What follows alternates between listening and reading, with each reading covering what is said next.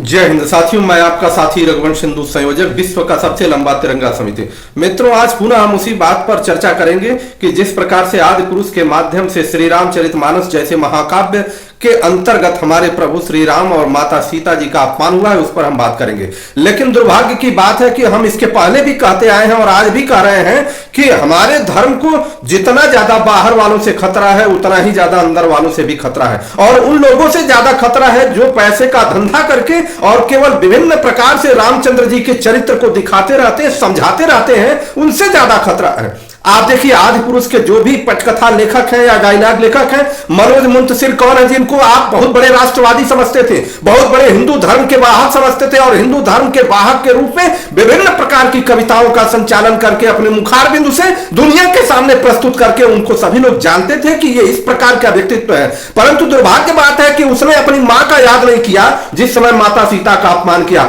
उसने अपने बाप को याद नहीं किया जिस समय उसने प्रभु श्री रामचंद्र जी का अपमान किया, हमारे प्रभु बजरंगबली का जब अपमान किया तो उसने अपने घर वालों के, अपनी माता बहन किसी का भी याद नहीं किया कि पैसा ये रह नहीं जाएगा, नाश कर देंगे तुम्हारा भगवान। और ये ब्राह्मण हो ही नहीं सकता। हम सभी ब्राह्मण भाइयों से अनुरोध करते हैं कि एक महान अभियान चलना चाहिए जिससे इसको ब्राह्मण कुल से बाहर निकालने का काम होना चाहिए। ऐसे ही देशद्रोही और दोगले प्रवृत्ति के लोग, दोगले नेचर के लोग जो ब्राह्मणों को अपमानित करने का काम कर रहे हैं, और पूरे समाज में, पूरी दुनिया में जिन ब्राह्मणों के द्वारा हमारी धर्म संस्कृति की रक्षा होती है, उन ब्राह्मण के द्वारा अगर इस प्रकार का पिक्चर के डायलॉग लिखे जाए, उस डायलॉग को अपने घर में नहीं बोल सकते, उस डायलॉग को अपनी मां को नहीं सुना सकता, इस तरह का व्यक्तित्व है।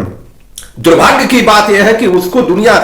इस प्रकार से देखती थी और आज वो कारणेमी राक्षस की तरह से बन करके हमारे ही धर्म को डसने के लिए लगा हुआ है। पैसे का लालच इतना खराब होता है और पैसे के लालच में उसने राम को बेचना शुरू कर दिया, हमारी माता सीता को बेचना शुरू कर दिया। अरे तुमको बेचना था तो अपने घर के लोगों को बेचते, अगर पैसे की इतनी लालच थी।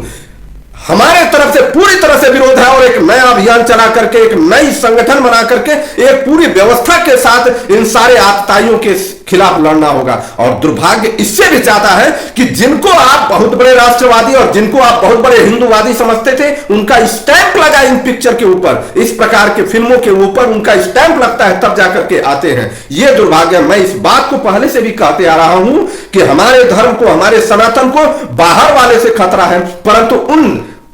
हरामखोरों से खतरा है जो हमारे बीच में ही रह करके, हमारे साथ मिल करके और एक हिंदूवाद का, एक राष्ट्रवाद का, एक सनातनवाद का चोला पहन लेते हैं पहले और उसके बाद उसी को पैसे के रूप में भुनाने का काम करते हैं। इसका पूर्ण बहिष्कार होना चाहिए और बहिष्कार नहीं हुआ तो सनातन खतरे में होगा।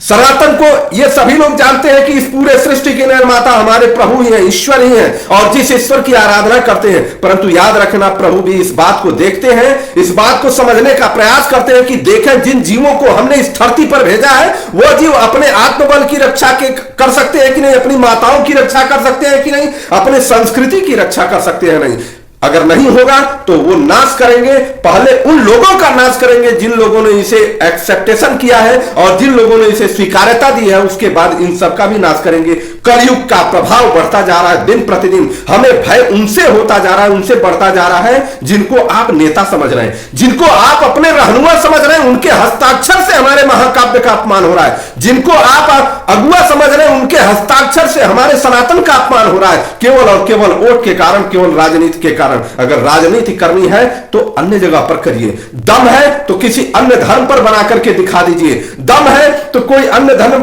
परंपरा का अपमान करके दिखा दीजिए, तब जाकर के पता चलेगा तुमको समझ में आता है कि रामचरितमानस केवल इंटरटेनमेंट का जो विषय है, इंटरटेनमेंट का विषय नहीं है। यह इस प्रकार का विषय है कि जो आत्मा में बैठने वाली चीज है। प्रभु श्री रामचंद्र जी के जो चरित्र हैं वो क्या जानेंगे, वह दोगले नेचर के लोग क्या जानेंगे, जो लोग अपने नेचर को इस प्रकार से बनाते हैं कि मुख में, बाहर में